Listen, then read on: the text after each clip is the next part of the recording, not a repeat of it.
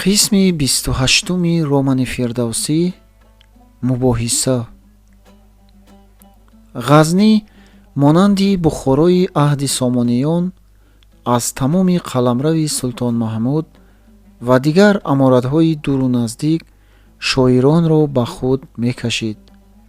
дар вай садҳо шоири забони дарӣ ва арабӣ гирд омада буданд. бозори шеър пурҷавлон буд. хазинаи пуропури султони ситоишдӯст, вуҷуди аъёну ашрофи давлатмандӣ, харидори мадҳу сано қасидасароиро ба ривоҷ медоштанд. Фирдавсӣ дар маҳфилҳо, шабнишиниҳо бо чанде аз шоирони номдор Абуназари Асҷадии Марвазӣ, Зинатии Алавӣ, Абулҳасани Алии Баҳромии Сарахсӣ, Ғазоири Розӣ ва дигарон шиноса шуд. Инҳо шоирони форсизабон буданд. аз шоирони арабнавис Амр бини Мутаваӣ, Шайх Абулҳасан бини Исои Хараҷӣ, Абу Музаффари Балхӣ, Абу Муҳаммади Шаъба, Абдулмалики Бустӣ низ ба маҷлиси шуъаро меомаданд. ғайр аз Мутаваӣ дигар арабнависон ҳама форсу тоҷикҳо буданд. дар маҷлис мубоҳисаҳо воқеъ мешуданд. як дафъа Мутаваӣ бо Фирдавсӣ дар бораи фазилати забонҳои арабӣ ва форсии дарӣ дохили мубоҳиса шуд. араби мӯйсафед дандонҳояш ягон ягон аз афзалияти забони арабӣ сухан меронд. шумо ки арабиро мисли як олим ё шоири араб медонед, чаро ашъори арабӣ намегӯед? пурсид ӯ аз Фирдавсӣ. ҳоҷат набуд, гуфт Фирдавсӣ. мехостам ашъори маро ҳаммеҳанони ман ки ҳама ғайр аз як идда олимону фозилон арабӣ намедонанд бихонанд ва бифаҳманд. охир ғайр аз ҳамин олимону фозилони аҷамӣ дигар ҳаммеҳанони шумо ҳама бесаводон ва ҷоҳилонанд. магар шумо барои бесаводон ва ҷоҳилон шеър мегӯед? ҳаммеҳанони ман агарчи бесавод ҳам бошанд ҷоҳил нестанд. дар олами худ доноянд. арабони бесавод ашъори арабиро ҳар қадар мефаҳмида бошанд, ҳаммеҳанони ман сухани шоирони ҳамзабонашонро ҳамон қадар ва балки хубтар мефаҳманд. хубтар? истеҳзоомез хандид Мутаваӣ. ин дар ҳаққи арабон иҳонат аст. шумо мехоҳед бигӯед ки аҷамӣ ба фаҳму фаросат аз араб ки ҳамнажоди Расулиллоҳ аст ва Қуръони маҷид ба лисони вай нозил шудааст, бартарӣ дорад? ҳошо! Мутаваӣ мунозираро ба заминаи дин кӯчонид, зеро бадин восита забони ҳарифро бастан осонтар мебуд. Фирдавсӣ хандид. баҳс на дар бораи нажод, балки дар бораи забон аст, ҷавоб гардонид ӯ. қуръонро ҳам ба миёна кашидан бемавқеъ аст. шуморо забони модарии худатон хуш аст, маро забони модарии худам.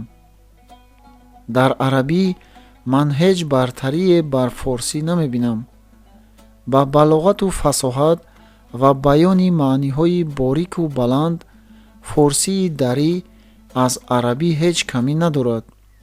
инро Рудакӣ, Дақиқӣ, Абушакури Балхӣ ва амсоли инҳо шуъарои бузурги форсизабон собит кардаанд. билохир шоҳномаи банда ҳам метавонад далеле ба ин даъво бишавад. пас чаро суханшиностарини шуъаро аз ҷумлаи форсизабонон ба арабӣ шеър мегӯянд? инак аз ҷумлаи эшон ду устоди бузургвор дар ин маҷлис ҳозиранд. Мутаваӣ ба абу музаффари балхӣ ва ибни абдулмалики бустонӣ ишора кард. магар ин далели он нест ки эшон афзалияти лисони арабиро дарёфтаанд? ба чӣ мулоҳиза арабӣ шеър гуфтани эшон маълум аст охир?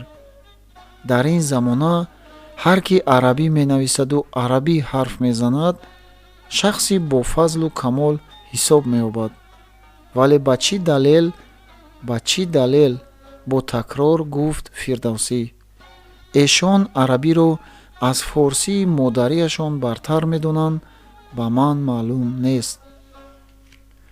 во аҷабо, даъвогарона гардан ёзонд абу музаффари балхӣ. он чӣ ба ҳама ва ҳатто ба абҷадхонҳо маълум аст, ба ҳазрати Фирдавсӣ маълум набудааст.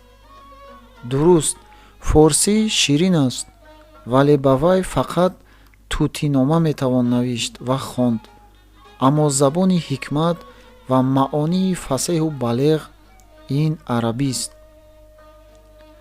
ҳар ки мункири ин нуқта бошад, нодон аст. луқма партофт ибни абдулмалик, тоҷикии арабнависи миёнсол, ки одатан каҷбаҳс ва тундгӯй буд. Фирдавсӣ дар ғазаб шуд ва шурид. шумо ҷаноб, гуфт ӯ сӯи ибни абдулмалик, забони модарии худро бад дида, забони бегонаро бар вай тарҷеҳ додаед. ин монанди он аст, ки кас аз модари худ рӯй гардонаду мояндарро хуш кунад, ва чунин кас бешак бадсиришт ва бадгавҳар аст. ибни абдулмалик чун каждумгазида аз ҷо барҷаст, гӯё ки мехост худро ба болои Фирдавсӣ афканад. ғавғо бардошт: ҳақорат! ҳаршияи тусӣ маро таҳқир кард. моҳак ва маншурӣ ӯро зуд аз бағалаш гирифта берун кашида ба ҳуҷраи шафат дароварданд. ором шавед, бо оҳанги сарзаниш гуфт ба ӯ моҳак. ҳақорат аввал аз шумо шуд. шумо марди ҳаким ва шоири бузургро нодон гуфтед. фуруғи маҷлис тира гашт.